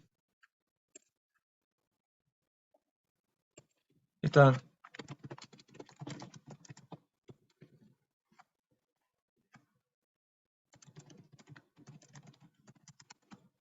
그때 무료 강의 할 때도 많이 보여드렸을 거 어쨌든 많이 겹치긴 하는데 제가 쓴 에세이 글 중에서는 이 감성적 묘사가 이글 만큼 제가 앞으로도 잘 못 쓸 것 같아서 감정이입 돼가지고 이 감성적 묘사라는 게 이거예요. 보시면 제가 이제 2017년도에 썼던 글인데 선배님들이 보면은 내 인생의 가장 슬픈 밥상을 해가지고 어떤 그 제목 자체도 보면 좀 막 슬퍼지게 좀 느껴지잖아요, 그죠? 근데 보시면은 제가 10년 전, 그러니까 딱 이제 5년 전 썼던 글인데 2012년도에 네 번째 회사에서 이제 해고를 당하게 되고 나서 그 이후의 얘기예요. 그래서 출장 갔다가 해고 통보를 받고 이제 나왔어요. 그런 다음에 집에 갔더니 집에 갔더니 집으로 돌아와서 이제 나가겠다고 얘기했는데 아내는 괜찮다고 이제 이렇게 얘기하는데 괴로웠다. 그러니까 이런 식으로 담담하게 제 상황을 설명을 한 거예요. 근데 읽어보면 어떠세요? 조금 이제 먹먹해지죠. 제 저자의 느낌이 어떠세요? 이 사람이 왜 그럴까? 그런 다음에 이제 마지막 날에 이제 그 도시락을 싸줬어요.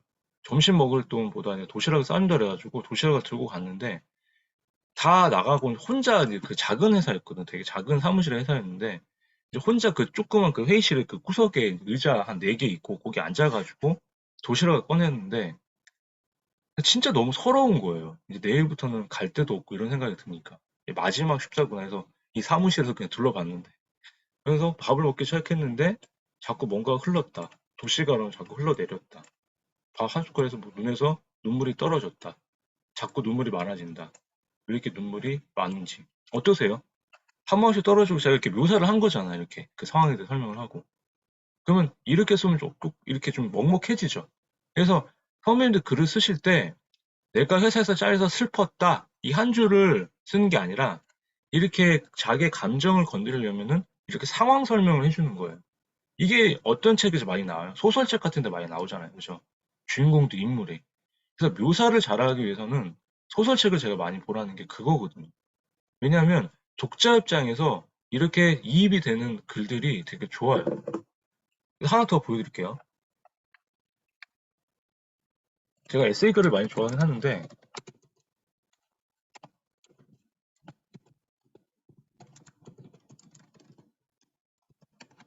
도를 아십니까? 하는 글입니다. 그래서 옛날에 제 들어와 있는 글인들인데 보시면은 근데 보세요. 이제 이게 묘사를 하는 게 이렇게 묘사를 하시는 거예요. 어젯밤 청량역에서 지하철을 타는데 정류에서 기다리는 중이었다. 이어폰을 끼고 음악을 듣고 있는데 물어봤다. 뭡니까? 왜 사람을 툭툭 치는 거죠? 이렇게 대화체로 이제 이렇게 대화하는 것도 대화체로 이렇게 쓰시면은 선배님들이 묘사를 하시는 거예요. 그 상황에 대해서. 그러면 지금 보면은 이어폰을 듣고 있는데 누가 툭툭 건드리는 느낌이다. 하면서 이렇게 쳐놨는데 젊은 사람이 씩 웃는다. 어떠세요? 요 세 줄만 읽어도 선배님들이 이렇게 상상이 되시죠? 그러니까 이 독자들이 상상을 하게끔 쓰는 게 묘사예요. 그러고 나서 대화체도 이렇게 쓰는 거예요. 도를 아시냐? 어떻게 아셨어요? 느낌이 오는데요? 딱 보면 모르겠냐? 아, 그러세요? 저도 하나만 물어보죠. 그 도를 하면 뭐가 좋은데요? 저도 잘 모르는데요?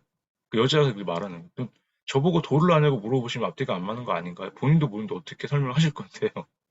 저를 따라오시면 누가 설명을 해주실 거래요. 그래서 갔어요. 근데 제가 그럴 시간이 없는데요. 하도 많이 당하니까. 제가한테 좀 선물에도 있습니까? 없는데요. 할 말 없으시죠? 도를 아십니까? 진짜 하는 데 가세요. 한 번도 모르는 일일이 신고합니다. 아, 그냥 가면 되지. 무슨 신고까지 재수없어. 재수없다고 했나요? 제가 더 재수가 없네요. 그럴 시간에 도나 더 공부하세요. 아, 진짜. 그러더니 서로 갈 길로 헤어지고 나는 집으로 왔다. 어떠세요? 그 상황이 좀 이렇게 그 딱 장면이 떠오르시죠? 처음에 쓰실 때는 이런 장면을 딱 떠오르게끔 쓰시는 거예요. 내가 언제 태어났고, 언제 학교를 다녔고, 내가 뭐 외할아버지 집에 어디 갔고 이런 글도 쓰는 게 좋은데 내가 만약 좋아했던 음식을 썼다 그러면은 그냥 그 한 에피소드를 쓰시는 거예요. 오두막에 갔다. 내가 먹던 그 참의 맛이 너무 새로웠고 그 달밤이 너무 아름다웠다. 그게 경험의 딱 한 장면을 묘사를 하는 게 제일 좋지. 지금까지 쓰신 분들 보면은 그냥 내가 어렸을 때 뭐가 태어났다. 어디에서 갔다. 뭐뭐 이랬다. 그 나열한 거밖에 안 되거든요. 그게 아니라 그 글감에 대해서 그 주제에 대해서 선배님들이 갖고 온 경험이 있으실 거 아니에요. 그 경험들은 이런 식으로 묘사를 해서 쓰셔라. 장면 장면이 떠오르게끔. 그리고 시간 단위로 잘라서. 그게 묘사한 거예요. 어떠세요? 이게 딱 한 장면인데 이게 끝난 거예요. 그게. 그리고 나서 댓글이 어마어마하게 많이 달리는 글들입니다. 이게. 이게 독자들한테 실화예요. 그러니까 뭐 독자들한테 많이 달린 거죠. 그러니까 이런 식으로 독자들이 한번 웃고 생생하게 작게 상상할 수 있게 하는 게 어떻게 보면 잘 익히는 글이다. 라고 해서 이 두 개의 글을 보여드린 게 묘사에 대한 거를 제가 보여드린 거예요. 다양한 방식이 있지만. 아시겠죠? 이렇게 한번 선배님들이 한번 글을 쓰시는 게 도움이 많이 되실 거다. 말씀을 드리고 싶습니다. 그래서 두 번째는 이제 그렇게 말씀을 드렸고요. 그래서 시제 개념을 한번 이제 투입을 하는 거예요. 그래서 글을 쓰면은 시제 개념은 어미에서 바꿔주면 돼요. 뭐뭐 한다, 뭐뭐 할 것이다, 뭐뭐 했다. 이렇게. 과거, 현재, 미래를. 그래서 선생님 보면 뭐뭐 했었다라고 많이 쓰시는데 그 했었다는 말도 있긴 있어요. 제가 찾아보니까. 근데 우리나라에서는 그 완료 시제가 없어요. 뭐뭐 했었다라는 말을 그냥 뭐뭐 했다라고 붙여주세요. 그냥 확실하게. 과거 시제.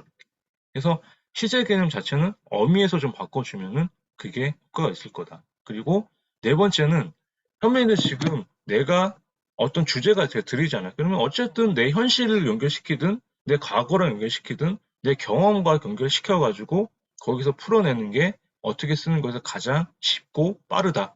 이렇게 말씀을 드리고 싶습니다. 아시겠죠? 그래서 오감 글쓰기를 하면은 제가 제 책에 썼지만 오감이라는 게 시각, 후각, 미각, 촉각, 총각이 있는데 시각 보이는 거, 후각 냄새, 미각 어떤 이런 뭐죠? 맛, 그리고 청각 들리는 거, 촉각은 만져졌을 때 그 감각, 그 다섯 개를 가지고 그 오감에 닿는 모든 것을 쓰면은 이게 묘사가 쉽다. 한번 보여드릴게요. 이게 이 오감 글쓰기가 이제 싸이월드가 살아났잖아요. 싸이월드에 옛날 보면 술 먹고 취해가지고 썼던 어떤 뭐 감성 글쓰기, 뭐 감성 글쓰기 이런 거 좀 아침에 일어나면 막 이불킥하는 그런 막 센치해져서 쓰는 글 있잖아요. 그런 게 오감 글쓰기라 생각하시면 돼요. 왜냐하면 느끼는 그대로 쓴 글이니까. 보면은 제가 3년 전에 그 쓴 글인데 제가 마흔이 넘어가지고 한번 오감 글쓰기를 한번 해봤어요. 근데 되게 오그라들더라고요. 근데 이거만큼 묘사를 잘하게 하는 방법이 없어요. 한번 볼게요. 바람이란 글이에요. 퇴근길 지하철에서 집까지 걸어간다. 15분 정도 시간이 소요된다. 이제 겨울로 들어오는 초입이다 보니 바람도 차갑다. 촉각이 느껴지죠.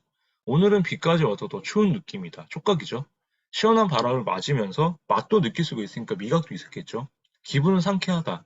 바람이 얼굴에 맞닿을 때 눈을 감고 느껴본다. 공기는 안 보이니까 시각적인 효과도 있겠죠. 귀 속으로 휘 하는 소리가 들린다. 이건 뭐죠? 청각적인 효과죠. 이런 식으로 쓰면은 선배님들이 딱 그 느끼는 그대로 묘사가 굉장히 많이 될 거예요. 느끼는 그대로 쓰는 거기 때문에. 그래서 오늘 숙제, 배에 쓰는 글쓰기가 있지만 일주일 동안, 다음 주 동안, 일주일 동안 한 가지 이 오감 글쓰기를 가지고 선배님들이 느끼는 그대로 한번 짧게라도 좋으니까 뭐 나가서 커피숍에 앉아서 보이는 사람들 아니면 어디 여행을 갔다 그러면은 어떤 여행지에서 보이는 풍경들 아니면 어떤 사람들 아니면 뭐 사무실에서 어떤 보이는 것들 이런 것들을 보고 느끼고 맛을 보고 이런 오감을 느낀 그대로 한번 올려주세요. 블로그에 써서 저희 각자 그 김 선생님은 청블랙방에 올려주시고 남민 선생님은 여기 계시면 27기 방에다가 올려주시면은 되겠습니다. 그게 오감 글쓰기 하는 게 묘사에 대한 거기 때문에 한번 꼭 해보셨으면 좋겠다 말씀을 드렸고요. 그래서 문장은 계속 가볼게요, 선생님들. 좀 힘드셔도 제가 좀, 한 번에 가고 이따 같이 한번 얘기 나눠볼 테니까. 문장은 딱 이것만 기억하시면 좋겠어요. 문장은 짧게 쓰고 쉽게 쓰자. 자, 제가 채팅창에 한번 적어보세요. 문장은 짧게, 내용은 쉽게. 문장은 짧게, 내용은 쉽게. 요것만 기억을 하세요. 왜냐하면 선배님들이 문장은 이제 제가 보면은 많이 길게 쓰시는 분들이 있더라고요. 그러니까 근데 처음에 쓰면은 문장을 길게 쓸 수밖에 없어요. 생각나는 대로 쓰는 거기 때문에. 그래서 나는 황사의 작가의 강의를 듣고 있는데, 막 지루하고 빨리 끝났으면 좋겠다. 이게 길잖아요. 근데 이거랑 나는 황사의 작가의 강의를 듣고 있다. 지루하다. 빨리 끝내라. 뒤에, 뒤에 게 어떠세요? 딱딱 문장이 짧아지니까 어떠세요? 되게 듣기 좋으시죠? 가독성이 좋아지는 거죠. 그렇기 때문에 문장이 길어지면 가독성이 떨어지기 때문에 문장은 뭐다? 항상 짧게 쓰자라는 거예요. 그래서 김 선생님도 만약에 글을 쓰실 때 뭐뭐 했는데 뭐뭐 했고 뭐뭐 했으면 뭐뭐 했다 이렇게 쭉 길게 느끼지 마시고 뭐뭐 했다, 뭐뭐 했다, 뭐뭐 한다 이거를 짧게 짧게 짧게 쓰면은 아까 어떠셨어요? 나는 황새 작가를 들었다, 지루하다, 빨리 끝내라. 이 세 개로 나눴을 때가 더 가독성이 좋죠. 그렇기 때문에 짧게 나눠 쓰는 게 좋다라는 거를 인지를 하셨으면 좋겠다. 이것만 기억을 하시면 좋을 것 같아요. 자, 글쓰기 향상을 위해서 실전 연습. 이거 한번 볼게요. 선생님도 이제 앞으로 쓰실 때는 제가 글감을 딱 드렸죠. 그러면 이제 무작정 쓰지 마시고요. 질문을 먼저 해보세요. 이 글감에 대해서. 질문이라는 게 뭐냐면 글쓰기 들어가기 전에 선배님도 인생이 있을 거고 가치관이 있으실 거고 아니면 어떤 뭐 지금까지 살아가면서 어떤 우정이나 사랑도 해보셨을 거고 이제 직업에 관한 거 있을 수도 있으실 거고 아니면 나의 꿈이나 목표에 관한 질문도 있으실 거예요. 이 다섯 가지 범죄 다 들어가는 생각이 들어요. 그래서 지금까지 선배님 살아오신 김성현 선배님도 그렇고 양 선생님도 그렇고 본인이 갖고 왔던 어떤 인생의 가치관이나 그런 안에 이 질문에 대해서 한번 결부를 시켜보세요. 근데 내가 행복이라는 주제를 받았는데 난 행복이 싫어. 난 지금까지 행복을 살아본 적이 없어. 근데 나는 다르게 쓸 거야. 이게 방향이 나오잖아요. 그죠? 그렇기 때문에 글을 쓰실 때는 이제 무작정 쓰지 마시고 질문을 먼저 해보셔라. 그러면 이제 답을 찾아가는 과정을 이제 보여드리는 거예요. 이 다섯 가지 중에서. 그럼 질문을 던졌다. 그러면 그 답이 생각나는 대로 한번 적어 보시는 거예요. 그러니까 이 글감에서 난 이렇게 생각한다 해서 이제는 내 기분이 어떤지, 내가 어떤 생각이 드는지 그 꾸미지 말고 생각나는 대로 그냥 치시는 거예요. 뭐 글을 적든 내 마음이 낙서하듯이 그 아까 그 질문 답에 대해서 그런 다음에 그 생각나는 대로 쓰는데 그래도 내가 이제 경험이나 이런 것들을 잘 결부를 못 시키겠다. 그러면 상상력을 더하시는 거예요, 이제는. 하나 더 덧붙여가지고. 그래서 상상력을 더해서 지금까지 내가 했던 소망했던 꿈이나 어떤 하고 싶었던 것들을 그림을 그리듯이 한번 또 써보시는 이렇게 같이. 그래서 경험과 상상력을 더해서 이렇게 써보시면은 조금씩 내가 이렇게 생각이 더 확장이 되실 거예요. 그런 다음에 그런 다음에 그러면 이제 상상력에 대한 게 보면은 어떤 소망했던 꿈이나 어떤 그림을 그리시 어떤 생생히 써보자 말씀을 드렸는데 하나 이제 그때 소개를 해드린 게 이거예요, 선생님들.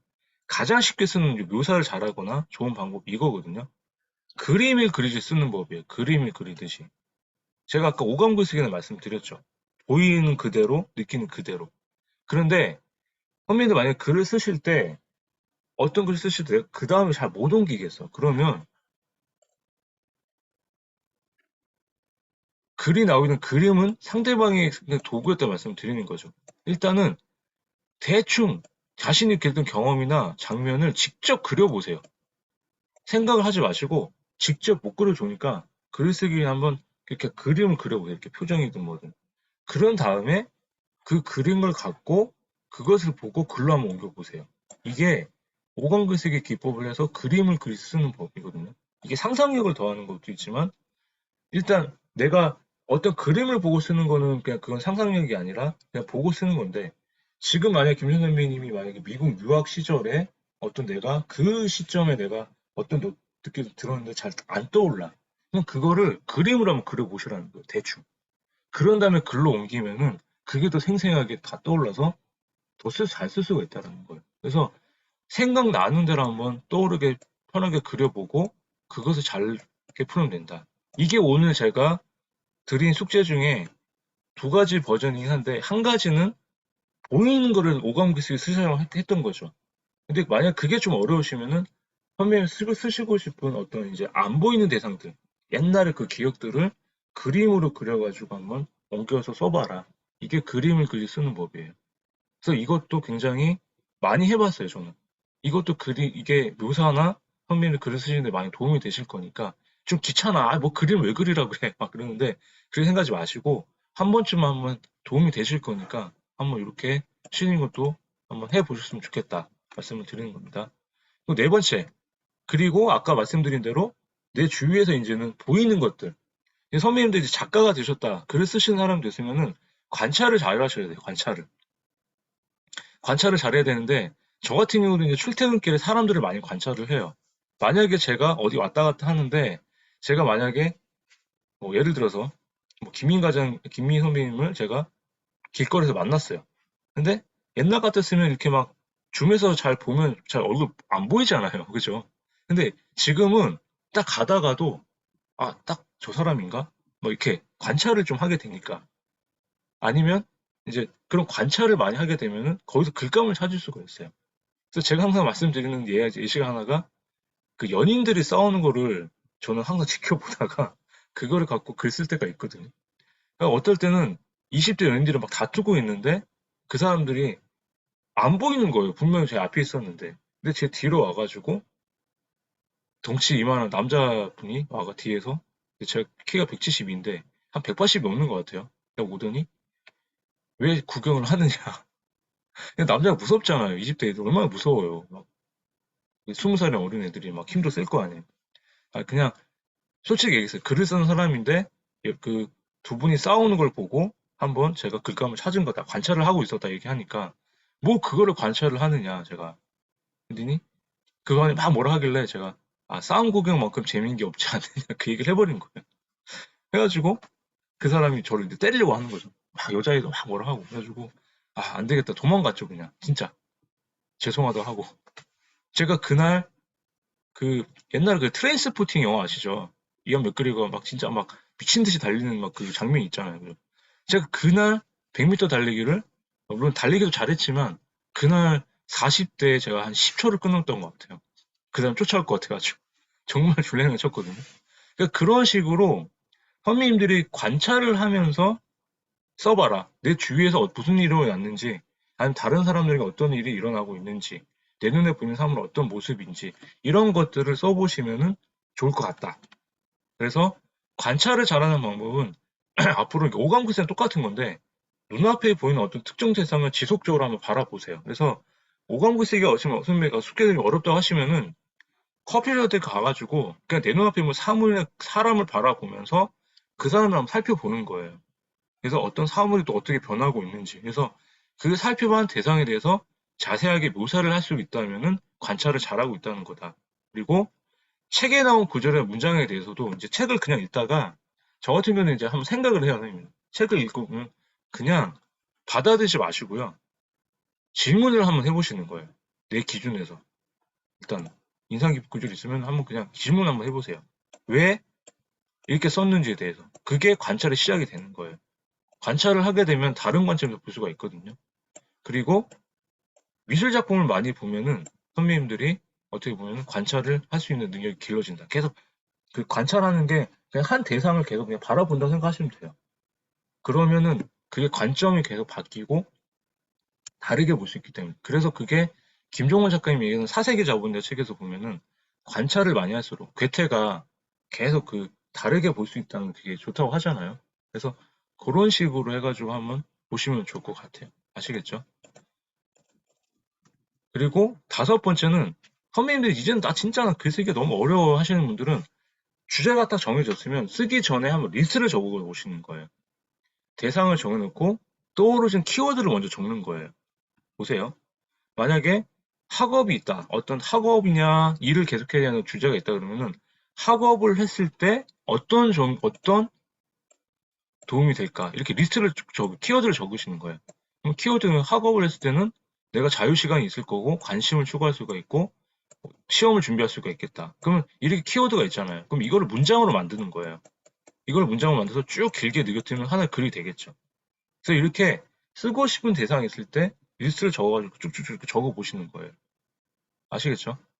그 다음에 그게 더 어렵다 하시면은 이렇게 마인드맵을 만들어 보시는 거예요. 마인드맵. 그래서 마인드맵도 하나의 글쓰기 키워드를 쭉쭉 연결시켜가지고 선배님들한테 더 도움이 될 수가 있을 거다. 그래서 글을 쓰기 전에 마인드맵이든 리스트는 해가지고 칸넛이 이렇게 그 키워드를 적은 다음에 그 키워드에 한 문장을 만들고 그 한 문장을 쭉 길게 묘사를 하면은 그게 글이 된다라는 거. 그래서 그것도 도움이 많이 되실 거예요. 한번 해보세요. 저도 마인드맵은 가끔 쓰거든요. 잘은 못하지만. 그래서 뭐 마인드맵 어렵다 하시면은 마인드맵 잘하시는 분 많잖아요. 그 오소희 교장님 거기 가셔갖고 거기 듣고 나서 한번 해보시면은 손마인드 아니면 뭐 최소연 작가도 있으니까 청문 여자 그분들 보면 디테일 마인드맵 쓰잖아요. 그래서 그분들한테 가서 배우셔도 한번 활용을 해보셔라. 그리고 졸리시죠? 조금 풀고 해볼게요. 한번 기억을 떠올려서 한번 적어보세요. 잊고 있던 선배님들 그 기억들을 지금 이게 제일 많이 쓰시는 방법이죠. 인생에서 이미 결정 났던 것들, 옛날의 경험들, 어린 꿈들, 잊고 있던 기억들을 다시 회상해가지고 새롭게 해석해서 지금까지 삶을 확인을 하는 과정이 이게 기억을 떠올려서 좀 적는 이거는 많이 하니까 한번 더 적용을 해보시면 좋을 것 같고요. 일곱 번째는 이거는 많이 쓰지는 않는데 선배님들이 이제 그 심리적인 어떤 그 글들을 많이 쓰실 때 아니면 나하고 그 영혼의 대화를 했을 때 편지 형식의 글을 한번 적어 보시면은 선배님들한테 이 감성이라는 게 되게 많이 느끼게 보실 거예요. 한 번에서 안 써보셨죠? 나에 대해서 한번 써봤다. 나 자신과 한번 많이 대화를 안 해보셨을 거예요. 내 생각을 한번 그 편지 형식의 20년은 나에게, 20년 전 나에게 앞으로 어떻게 할 건지 아니면 생에 보내지 못할 대상들한테 한번 편지를 써보자. 그런 분들 계시잖아요, 그죠? 뭐 옛날에 잊지 못할 막 그 사랑들 그 그리운 대상들 있으실 거 아니에요.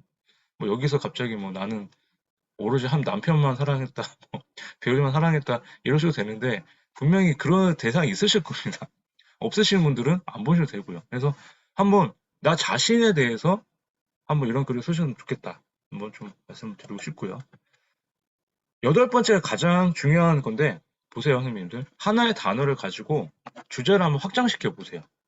비라는 주제를 가지고 비 내리는 날씨, 뭐 그러니까 어떤 비라는 주제가 있으면은 장점 단점을 나눠 가지고 비, 뭐 비가 오면 어떻다, 비가 내리면 뭐가 좋다 해서 비가 오면 그녀가 생각이 난다, 뭐 이런 식으로 해서 이런 글들을 쭉쭉 하나의 단어 갖고 다섯 개로 나누면은 월화수목금 다 다른 글을 쓸 수가 있겠죠. 그래서 이렇게 한번 확장을 시켜보자. 그래서 만약 자녀에 대한 글을 썼다 그러면은 글쓰기는 자녀에 대한 내 기억과 상상력을 더해서 확장을 시켜보니까 어때요? 자녀에 대한 공부 성적, 자녀의 건강, 이성 문제, 뭐 소중한 추억, 그다음에 뭐 부모 자식이랑 이렇게 나눌 수가 있겠죠. 근데 만약에 자녀 이성 문제를 내가 쓰겠다. 근데 지금 키우시는 자녀들이 뭐 성인이다 그러면 모르겠는데 아직 뭐 고등학생이고 중학생이다. 머리도 피도 안 마른 게 남자친구를 데리고 와서 나한테 소개를 한다. 뭐 이렇게 쓸 수가 있겠죠. 그럼 제가 뭐라 그럴까요? 잘 사겨라. 이럴까요? 그렇진 않겠죠. 그죠? 이런 문제에 대해서 좀 생각이 다를 수도 있잖아요. 그죠? 근데 요새는 워낙 또 이성 문제가 또 이슈가 많이 되니까. 그래서 이렇게 하나의 단어를 여러 가지 주제로 파생을 하면 어떠세요, 선생님들? 월화수목금 내가 블로그에 쓸 글이 많아지겠죠. 요 하나를 갖고 이렇게 나눠 쓰면 어때요? 요걸 가지고 책으로도 쓸 수가 있겠죠. 그래서 이렇게 한번 해봤으면 좋겠다라는 말씀을 드리는 거예요. 그리고 한 주제를 떠서 5분 쓰기 이거는 제가 오프라인 글쓰기 강의 때 많이 했던 건데 이거는 왜 하냐면은 선배님들 진짜 글쓰기가 어려울 때 막 안 써질 때 있잖아요. 강제로 앉혀놓고 5분 딱 해놓고 쓰는 거예요, 그냥. 생각나는 대로. 그래서 이거를 쓰면은 나중에 선배님들 글이 안 써질 때도 그냥 앉아서 내가 이렇게 바로바로 그냥 이렇게 글 쓰는 게 어떻게 보면 좀 강제적으로 습관을 들이게 하는 그런 이유도 있어서 제가 한번 해본 건데 한번 나중에 이거는 기회가 된다면은 한번 좀 해볼게요. 마지막으로 가볼게요. 글을 쓰기 중 가장 쉬운 방법, 가장 쉬운 건 아니고 좀 수월한 방법들을 알려드리겠습니다. 제가 서두에도 말씀드렸지만 가장 쉽게 어렵다고 하시는 분들한테 가장 수월하게 쓸 수 있는 첫 번째가 뭐냐면 저는 책의 인상 깊은 구절을 먼저 책의 구절을 읽고 내 생각을 적어보라 해요. 저는 제일 먼저 했던 게 저 이거였어요. 그래서 선배님들도 지금 만약에 글쓰기가 어렵다 하시는 분들은 책을 읽잖아요. 책도 안 읽고 글 쓸 생각 하지 마세요. 인풋이 있어야 아웃풋이 나오기 때문에 어쨌든 독서는 하셔야 돼요. 그죠? 책을 읽고 나서 글을 쓰시는 거 이렇게 해서 제가 요거 보면은 요거는 제가 일상의 독서다라는 이혜진 작가님 책을 구조를 갖고 왔고 이거를 밑에다가 제가 세 줄 정도로 제 생각을 적은 거예요. 그래서 선배님도 앞으로는 책을 읽고 나서 구절을 적은 다음에 한 줄씩만 더 늘어나간다고 생각하시면은 글쓰기가 굉장히 더 쉬우실 거다. 이렇게 한번 해보시면 좋겠고요. 두 번째는 아까 그거예요. 경험, 감정, 인용, 결론. 말씀드렸죠. 경험, 감정, 인용, 결론, 구성, 멈춰 쓰되 보세요. 경험은 처음에 그 경험을 쓰시는 거고요. 구체적으로 아까 묘사한다고 말씀드렸었죠. 그리고 감정은 그 경험에서 겪은 감정이 어떤지 기록을 하시는 거예요. 그 다음에 감정은 그 직접적으로 슬펐다, 기뻤다 하는 게 아니라 비유를 하고 그 사람과의 대화를 통해서 독자들이 어떻게 느끼는지 그런 상황을 설명해라 제가 말씀드린 게 감정적 묘사라고 말씀드렸고요. 그래서 만약에 인용 같은 경우는 글이 짧아질 때 다른 책이나 그 주제에 맞는 명언이나 구절을 그 성격과 맞으면 가져와서 인용을 하고 그 다음에 마지막 결론. 경험과 감정을 통해서 그 독자들한테 던질 수 있는 어떤 가치의 의미, 느낀 점, 고쳐야 할 점 이런 게 있다면은 그런 걸 결론해서 쓴다. 그래서 이렇게 쓰시는 게 좋다. 그래서 저는 항상 쓸 때 블로그에 한 장 정도로 써요, 선생님. 한 장. A4 한글 기준으로 글자 크기 10에 글자 크기 10에 그 자가 160% 해가지고 딱 한 장 정도로 쓰거든요. 그래서 그거를 4분의 1씩 나눠요. 그래서 처음에 어떤 경험들, 그 경험이라는 게 직접 경험도 좋지만 선생님의 책에서 읽을 때 간접 경험도 좋아요. 그래서 실제로 있었던 글에 대한 경험을 쓰시고 4분의 1 해가지고 4분의 나눠가지고 이렇게 4분의 1씩 나눠서 거기다 감정을 적는 거예요. 그 다음에 아까 인용하고 그 다음에 하고 싶은 주제 쓴다. 그래서 경험, 감정, 인용, 결론 이렇게 쓰면 이게 가장 쉽게 쓸 수 있는 글쓰기 템플릿이다. 다른 거 다 잊으셔도 요거는 잊지 마세요, 선생님도 요거 지금 말씀드리는 것들 이렇게 쓰시는 거예요. 아 그리고 강의 자료는 다 올려드릴 거니까 자료랑 영상 올려드리면 보고 가서 한번 또 복습하세요. 그리고 세 번째는 과거에 일어났던 역사적 사건을 한번 이용해보자. 선생님들 과거에 일어났던 역사적 사건을 이용해보자. 그래서 지금 우크라이나나 러시아 전쟁도 있지만 옛날에 2차 세계전쟁 갖고 와서 나치가 나빴다. 이건 이제 평화를 위한 그 전쟁이 일어나면 안 되겠다라는 글을 쓰실 때 한번 갖고 와서 쓰시고 그리고 이 9.1 테러 얼마 전에 또 한번 봤는데 진짜 이게 되게 좀 슬프긴 하더라고요.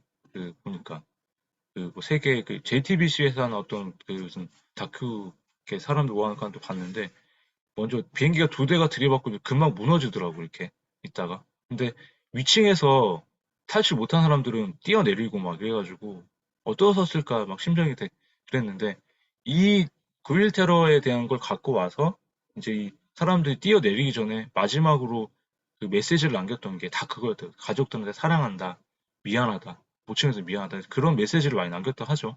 그래서 그런 걸 갖고 와서 가족 간의 사랑 있을 때 잘하자.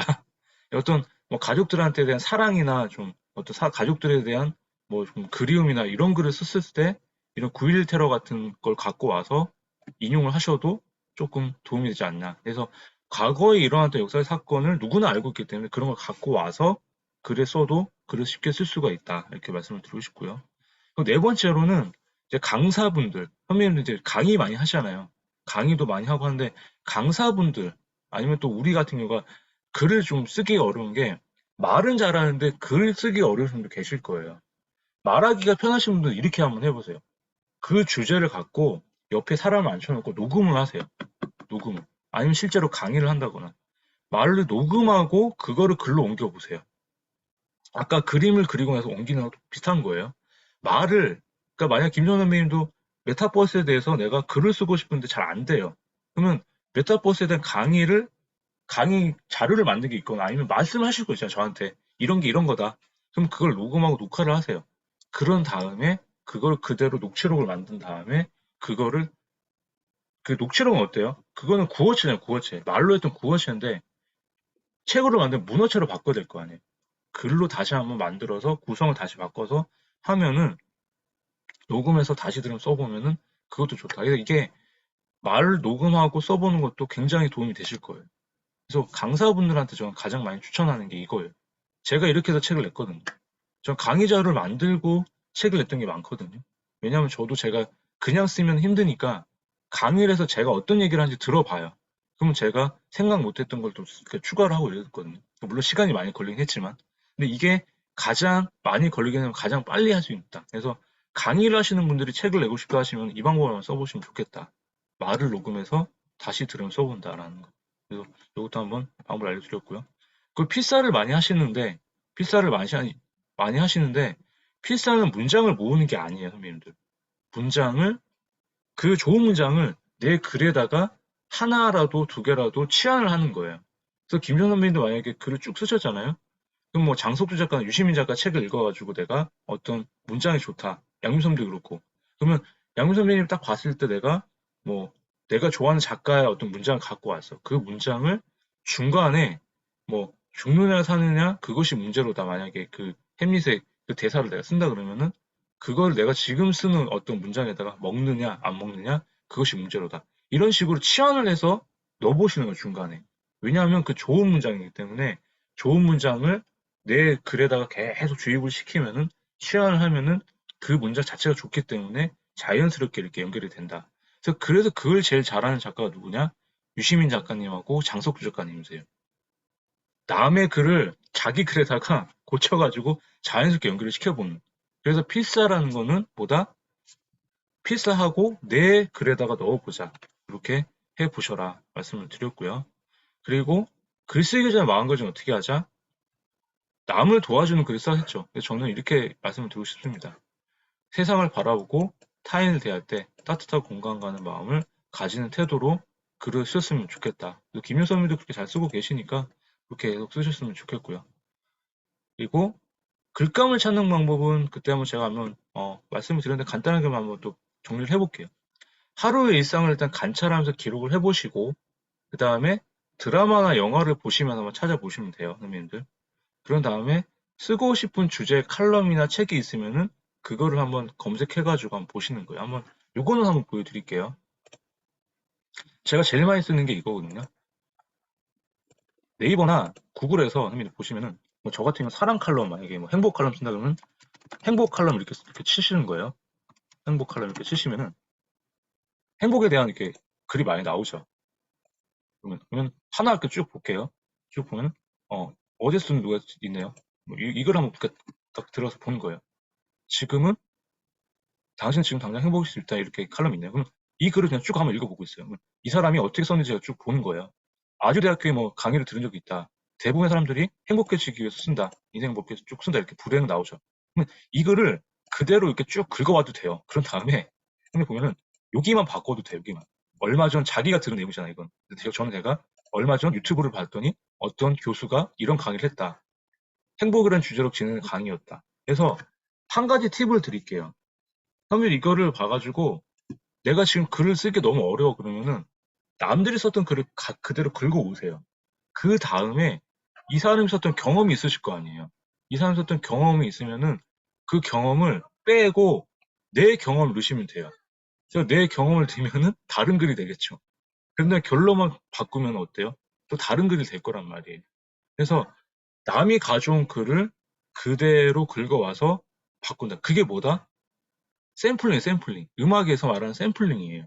표절이 아니라 세 마디, 네 마디를 갖고 왔는데 그거를 바꾸는 거예요. 바꾸는 거.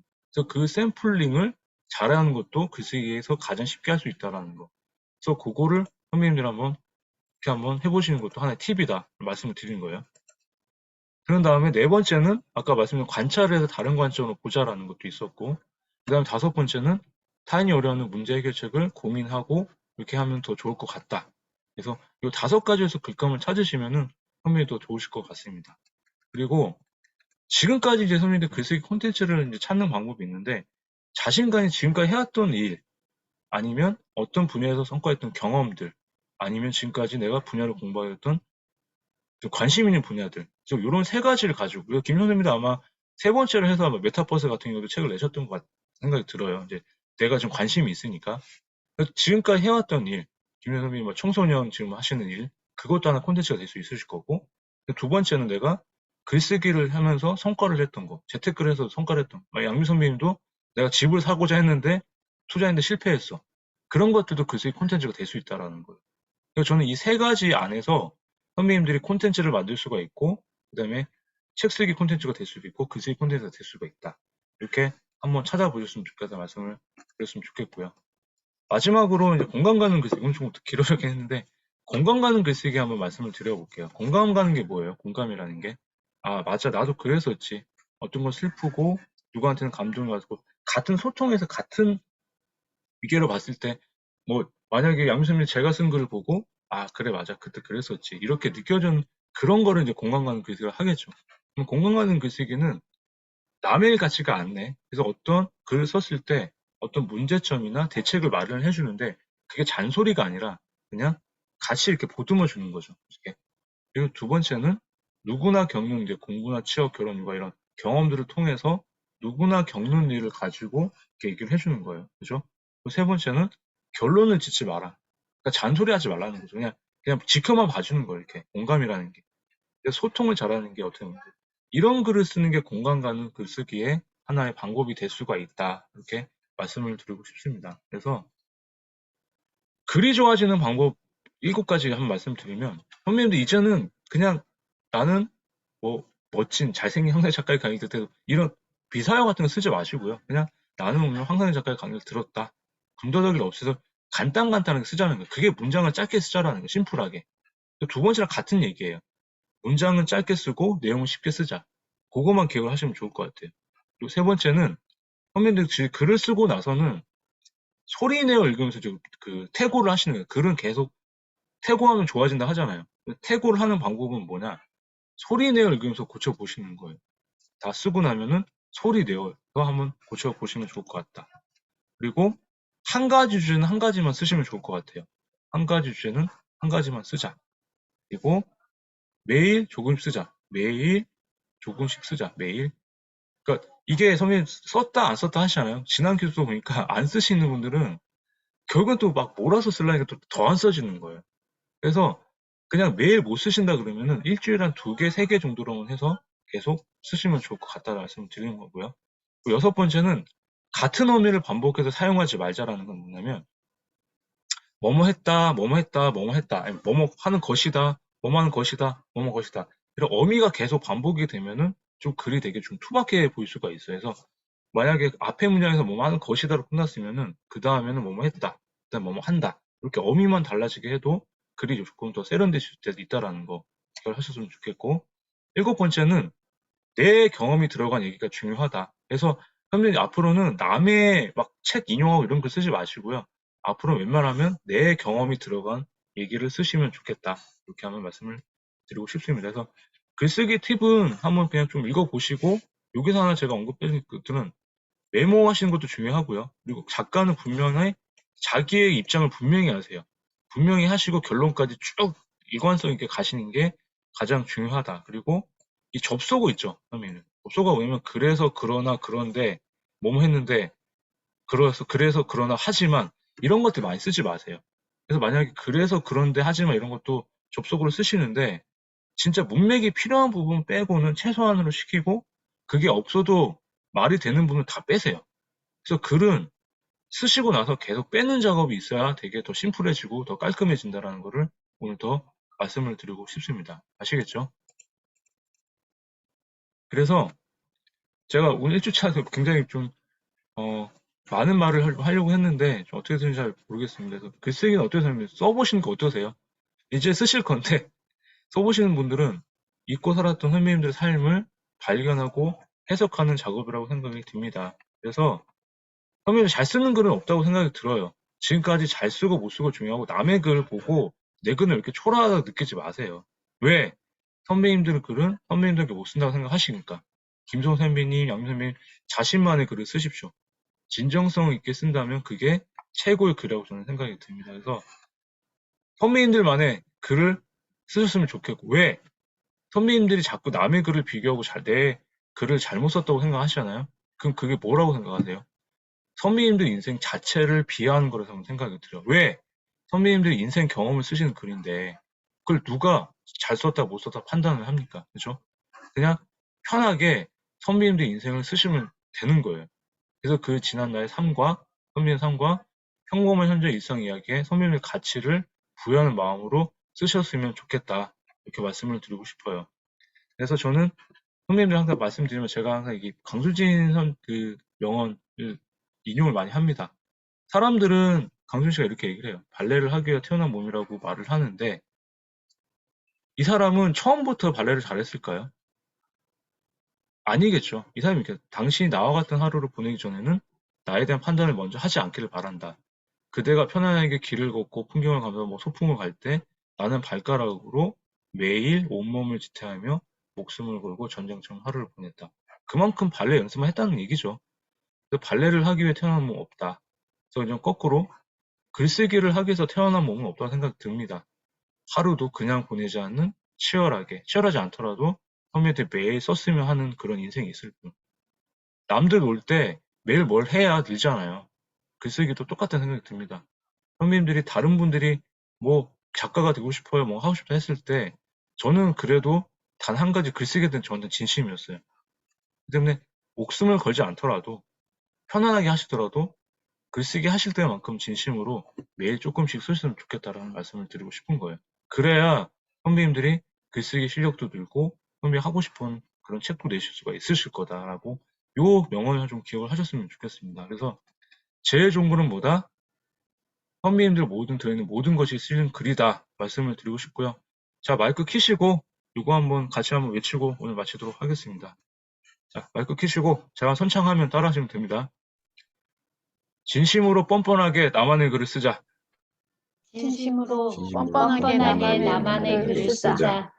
목소리가 작습니다. 다시 한번. 진심으로 뻔뻔하게 나만의 글을 쓰자. 진심으로 뻔뻔하게 나만의 글을 쓰자. 하실 수 있겠죠? 앞으로 네. 계속 그렇게 하실 수 있겠죠? 그렇게 네. 해볼게요. 기억은 순간이지만 선배님들 매일 쓴 글의 기록은 영원히 남습니다.